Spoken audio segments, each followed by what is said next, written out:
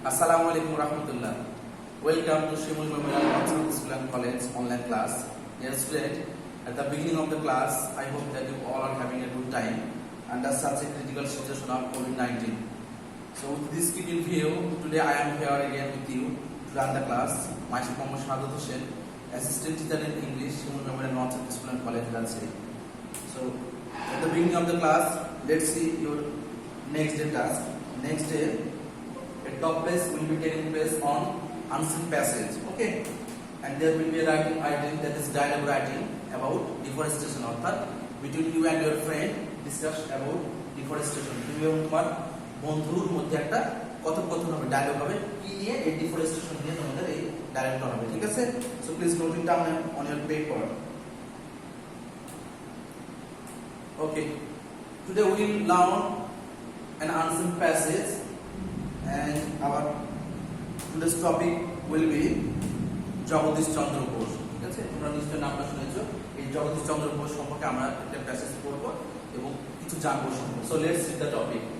Jagadish Chandra Bose was born on 30 November 1858 at Munsiganj, now in Bangladesh. ঠিক আছে, জগদীশ চন্দ্র বোস জন্মগ্রহণ করেছিল কত সালে? 30 নভেম্বর 1858 সালে মুন্সিগঞ্জ জেলায়, ঠিক আছে, এখন যেটা বাংলাদেশে, অর্থাৎ সে সময় কিন্তু মুন্সিগঞ্জটা কিন্তু বাংলাদেশের আন্ডারে ছিল না, বুঝে গেছে? He was brought up in a home, তিনি এমন একটি বাড়িতে বেড়ে উঠেছিলেন, অর্থাৎ লালন পালন হয়েছিল তার এমন একটা বাসায়, যে বাসাটা কেমন ছিল? Committed to pure Indian tradition and culture, যে বাসাটা খাঁটি ভারতীয় ঐতিহ্য এবং সংস্কৃতিতে ভরপুর ছিল, ঠিক আছে? এই এমন একটা পরিবেশ তিনি জন্মগ্রহণ করেছিলেন, বেড়ে উঠেছিলেন. He got his elementary education from a vernacular school because his father thought that boy should learn his own mother tongue Bengali before studying a foreign language like English. বিশাল বড় একটা বাক্য, তাই না? আমরা একটু ভেঙে ভেঙে পড়ি, তাহলে একটু বোঝার জন্য সুবিধা হবে. কি বলছে? he got his elementary education, সে তার প্রাথমিক শিক্ষাটা পেয়েছিল, অর্জন করেছিল কোথা থেকে? ফ্রম এ ভার্নাকুলার স্কুল, অর্থাৎ ভার্নাকুলার স্কুল বলতে একটা স্থানীয় স্কুলকে বোঝাচ্ছে, ঠিক আছে? অর্থাৎ স্থানীয় স্কুলে তিনি তার প্রাথমিক শিক্ষাটা তিনি কমপ্লিট করেছিলেন. Because his father thought that, কারণ তার বাবা কি ভাবতো? দ্যাট যে Bose should learn his own mother tongue, ঠিক আছে, বোসের উচিত হবে যে সে তার নিজস্ব মাতৃভাষাটা যেন শেখে, বোঝা গেছে? Before studying a foreign language like English, ইংরেজি ভাষার মধ্যে একটা বিদেশি ভাষা শেখার পূর্বে সে যেন তার মায়ের ভাষা, মাতৃভাষাটা যেন শেখে, বোঝা গেছে? এটা কে চেয়েছিল? তার বাবা চেয়েছিল, বাবা ভাবতো. Bose attended Cambridge after studying physics at Calcutta University, বোঝা গেছে? অর্থাৎ কলকাতা ইউনিভার্সিটিতে পদার্থের উপর সে বোস পড়াশোনা শেষ করে সে কি করলো? ক্যামব্রিজ বিশ্ববিদ্যালয়ে সে চলে গেল, এখানে সে আবার পড়াশোনা চালিয়ে গেল, ঠিক আছে? এরপরে দেখি আমরা কি বলছে.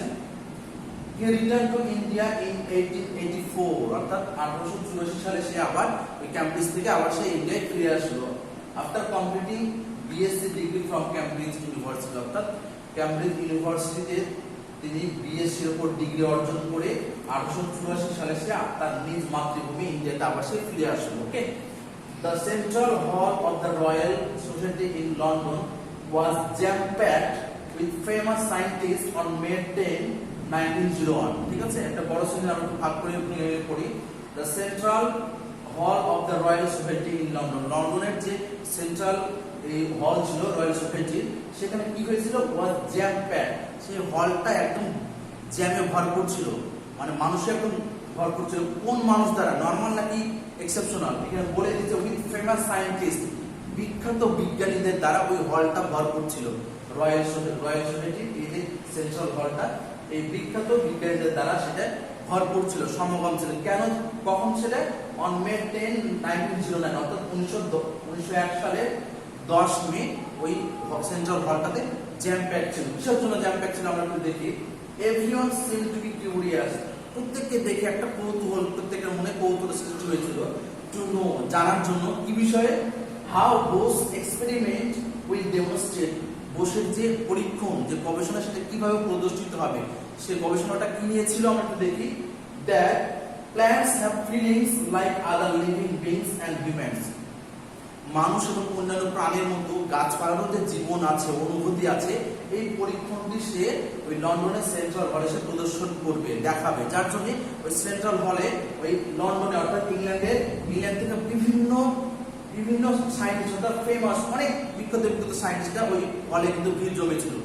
যেটা আমরা করতে পারিনি সেটা জগদীশ চন্দ্র বোস সেটা করাবে। কিভাবে করাবে দেখি, ঠিক আছে? একটা কৌতূহল ছিল তাদের মধ্যে, যার জন্য ওই সেন্ট্রাল হলটা কেমন ছিল, ভরপুর ছিল, জ্যাম প্যাক ছিল। বোঝা গেছে?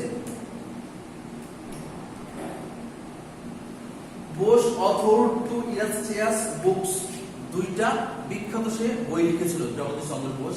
কি বইটা ছিল? বইটার নাম ছিল response in the living and non living, 1902, অর্থাৎ 1902 সালে একটা বই লিখেছিল, সেটা হচ্ছে response in the living and non living. এই নামে একটা বই বের করেছিল। And the nervous mechanism of plants, 1926, অর্থাৎ 1926 সালে এই নার্ভাস মেকানিজম অফ প্ল্যান্ট এই টাইটেল সম্পর্কে বই তিনি বের করেছিলেন, অর্থাৎ দুটো বই তিনি পাবলিশ করেছিলেন। Prior to his death in 1937, অর্থাৎ 1937 সালে তার মৃত্যুর পূর্বে কি হয়েছিল? Bose set up the Bose institute at Calcutta, অর্থাৎ বোস তার মৃত্যুর পূর্বে কলকাতায় কি করলো?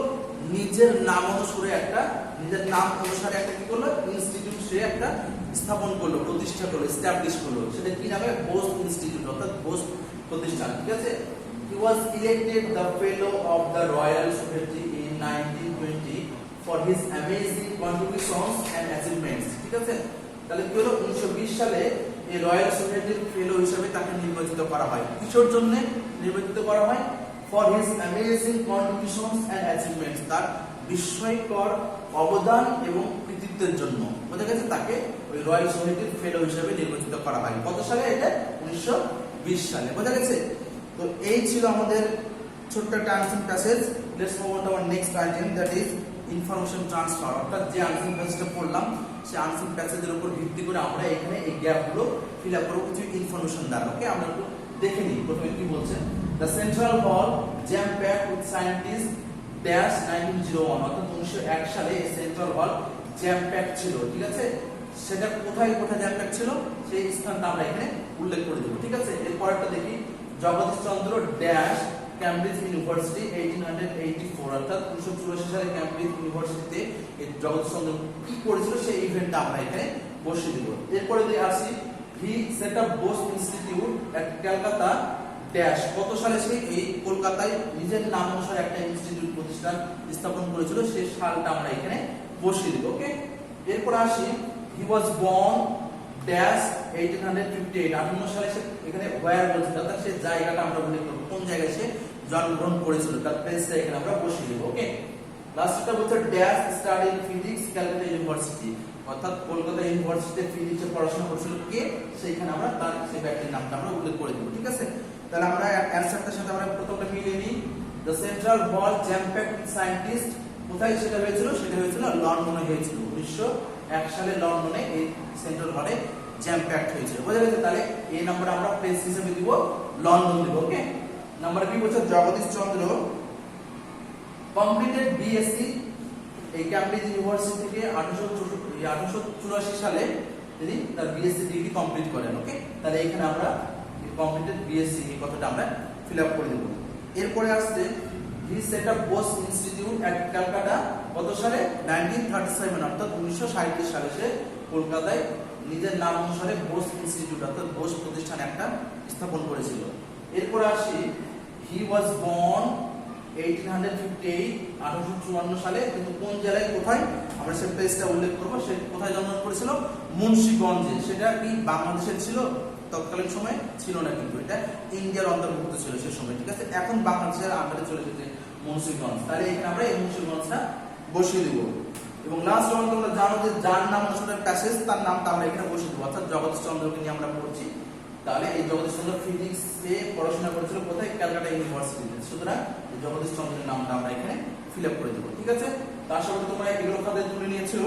Let's move on to our next item and it is true or false. এবং তোমরা জানো যে if the statement false that you will have to correctly, বোঝা গেছে? তোমাদেরকে অবশ্যই কারেক্ট ইনফরমেশন দিতে হবে। Let's see the first option.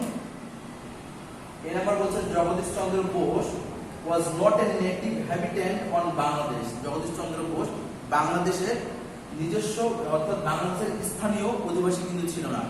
এই যে ট্রু আর ফলস, আমরা প্যাসেজে প্রথমে পড়লাম যে নাও ইন বাংলাদেশ, এখন মুন্সিগঞ্জটা বাংলাদেশের মধ্যে এসেছে, কিন্তু আগে কিন্তু ইন্ডিয়ার ছিল। তাহলে ইটস এ ট্রু স্টেটমেন্ট, বুঝা গেছে? তাহলে এই বাক্যটা অবশ্যই সত্য। বি বলছে হি completed his MSc degree from Cambridge university. Cambridge university থেকে সে এমএসসি ডিগ্রি অর্জন করেছে। তোমরা দেখো এই যে লাল কালার ইঞ্জিনিয়ারিং করেছে, সে কি কোন ডিগ্রি, এমএসসি ডিগ্রি অর্জন করেছিল নাকি বিএসসি ডিগ্রি অর্জন করেছিল? সে বিএসসি ডিগ্রি অর্জন করেছে। তাহলে এই এমএসসি এর জায়গায় শুধু বিএসসি দিলে আমাদের বাকিটা কোনো পরিবর্তন দরকার নাই, আমাদের হয়ে যাবে। তাহলে ফলস দিয়ে আমরা কি দিব? হি completed his BSc degree from Cambridge university. বুঝা গেছে? প্রশ্নের এমএসসি এর জায়গায় জাস্ট আমরা বিএসসি দিয়ে দেব, বাকিগুলো অপরিবর্তন থাকবে, আনচেঞ্জ। ওকে, তাহলে এটা ফলস স্টেটমেন্ট। নাম্বার সি বলছে এট দ্য টাইম, সেই সময়ে there was a royal society in London, sorry in Australia. অস্ট্রেলিয়ায় সেই সময় একটা রয়্যাল সোসাইটি ছিল। Is it true or false? This is absolutely false. দেখো অস্ট্রেলিয়ায় না, অস্ট্রেলিয়া আমরা লাল কালি দিয়ে ইন্ডিকেট করেছি, অর্থাৎ অস্ট্রেলিয়ায় কিন্তু রয়্যাল সোসাইটি ছিল না। কোথায় ছিল? এটা প্যাসেজে পড়ে আমরা জানলাম এটা লন্ডনে ছিল, তাই না? তাহলে শুধুমাত্র এই অস্ট্রেলিয়ার জায়গায় আমরা লন্ডন যদি আমরা বসে দিই, বাকিটা আমরা আনচেঞ্জ রাখে অ্যান্সার হয়ে যাচ্ছে। অর্থাৎ at the time there was a royal society in London. বুঝা গেছে? লন্ডনে এই রয়্যাল সোসাইটিটা ছিল, অস্ট্রেলিয়া না। তাহলে এটা ফলস স্টেটমেন্ট। এরপরে আসে আমরা ডি বলছে Bose institute was set up by the royal society. এই রয়্যাল সোসাইটি এই বোস প্রতিষ্ঠানটা স্থাপন করেছিল। Is it true or false? This is also false, কারণ আমরা প্যাসেজ পড়ে দেখলাম যে বোস ইনস্টিটিউট তার মৃত্যুর পূর্বে কিন্তু বোস তার এই প্রতিষ্ঠানটা স্থাপন করে গেছে। অর্থাৎ কি হচ্ছে? Bose institute was set up by Bose himself, স্বয়ং নিজে বোস এই প্রতিষ্ঠানটা স্থাপন করেছিল তার নিজের নাম অনুসারে। বোঝা গেছে? এরপরটা আসে he return to India at the age of 26, 26 বছর বয়সে সে তার নিজ মাতৃভূমি ইন্ডিয়ায় সে ফিরে আসে। This is also a true statement. Okay, তোমরা তুলে নাও কথা সুন্দর করে। এরপর আমরা চলে যাই আমাদের পরবর্তী item, it's a gap filling item. ঠিক আছে? তোমরা জানো যে এই গ্যাপ ফিলিং এ আমাদের 10টা গ্যাপ থাকবে, 10 জায়গায় 10টা ক্লু তোমাদেরকে ইনপুট করতে হবে, কিন্তু তোমাদের এক্সট্রা আরো 2টা ওয়ার্ড থাকে জাস্ট তোমাদেরকে একটু কনফিউশনে ফেলে দেওয়ার জন্য। বোঝা গেছে? তাহলে আমরা দেখি suffering never helpless adult mother continued obey parents words owned dearer married. এই হচ্ছে আমাদের অপশন। ঠিক আছে? এই অপশনের সাথে আমরা এই গ্যাপটা আমরা ফিল আপ করব। আমরা একটু পড়ে নিই কি বলছে। when a child is born, যখন একটা শিশু জন্মগ্রহণ করে, it is absolutely dash, তখন ওই শিশুটি একেবারে অসহায় অবস্থায় থাকে। ছোট শিশু যখন জন্ম করে সেটা অসহায় অবস্থায় থাকে। it is the dash who affectionately bring up to grow into dash। এটা হচ্ছে তখন কি হচ্ছে? এটা হচ্ছে পিতামাতা যে ওই ছোট্ট বাচ্চাটাকে ধীরে ধীরে ধীরে ধীরে কি করে অ্যাডাল্ট করে, অর্থাৎ বড় করতে সাহায্য করে, বড় করে দিল, ছোট থেকে বড় করে। the troubles and dash they undergo for us, যে কষ্ট সমস্যা তারা আমাদের জন্য তারা স্বীকার করে, can dash be describe in dash, সেটা কোনো ভাষায় বা কথায় বলে প্রকাশ করা সম্ভব না। বোঝা গেছে? There is none dash to us than our father and dash, আমাদের বাবা মার চেয়ে আর অন্য কিছু আমাদের কাছে প্রিয় হতে পারে না। বোঝা গেছে? দিস ইজ হোয়াই, এই জন্যে we should dash our parents, আমাদের উচিত যে আমাদের বাবা মাকে মান্য করা, কথা শোনা, তাদের কথা মতো চলা, and not to do anything, এবং কোনো কিছু করা উচিত হবে না that may dash their feeling, যেটা তাদের অনুভূতিকে আঘাত করতে পারে, কষ্ট দিতে পারে। বোঝা গেছে? চমৎকার একটা প্যাসেজ গ্যাপ ফিলিং, এবং এটা কিন্তু অনেক শিক্ষণীয় বিষয়। ঠিক আছে? এটা দ্বারা আমরা ফিল আপ করবো। তো আমরা দেখে নিই তাহলে কি অ্যান্সার গুলো কোথায় কোথায় কি হচ্ছে। when a child is born it is absolutely, A number হয়ে যাচ্ছে আমাদের হেল্পলেস। ঠিক আছে? চলে যাচ্ছে আমাদের helpless, it is absolutely helpless. এরপরে কি বলছে? ইট ইজ দ্য প্যারেন্টস, এটা হচ্ছে পিতামাতা, who affectionately bring up to grow into adult, এটা পিতামাতায় যিনি কি করে আদরের সহিত যত্নের সহিত মায়া মমতা দিয়ে কি করে ছোট থেকে বড়তে রূপান্তর করা, অর্থাৎ বেড়ে উঠতে সাহায্য করা আমাদের। the troubles and suffering, দুই নাম্বার হয়ে যাচ্ছে আমাদের suffering, the troubles and suffering they undergo for us, আমাদের জন্য তারা যে দুঃখ কষ্ট ত্যাগ তিতিক্ষা স্বীকার করে, can never be described, সেটা বলা যাবে না, in words, কথায় বলা যাবে না, সেটা বোঝা গেছে? ভাষায় প্রকাশ করা যাবে না, কথায় বলা যাবে না। ওকে, there is none dearer to us than our father and mother. আমাদের বাবা এবং মায়ের চাইতে আমাদের কাছে অন্য কিছু প্রিয় হতে পারে না। বুঝা গেছে? This is why we should obey our parents. এই কারণে আমাদের উচিত আমাদের পিতামাতাকে মান্য করা, মেনে চলা, and not to do anything, এবং কোনো কিছু করা আমাদের উচিত হবে না that may wound their feelings, যেটা তাদের অনুভূতিকে কষ্ট দেয়। ঠিক আছে? এই ধরনের কোনো কাজ আমাদের করা উচিত হবে না। ওকে, তো এই ছিল মোটামুটি আমাদের গ্যাপ ফিলিং আইটেম। তোমরা অ্যানসারগুলো সুন্দর করে খাতায় তুলে নাও। So that's it from our today's class, and I hope you all have understood these lessons very clearly. And if you have any queries regarding this lesson, then you can put your questions into our WhatsApp group. Till then, stay safe and stay happy. Assalamu alaikum wa rahmatullah.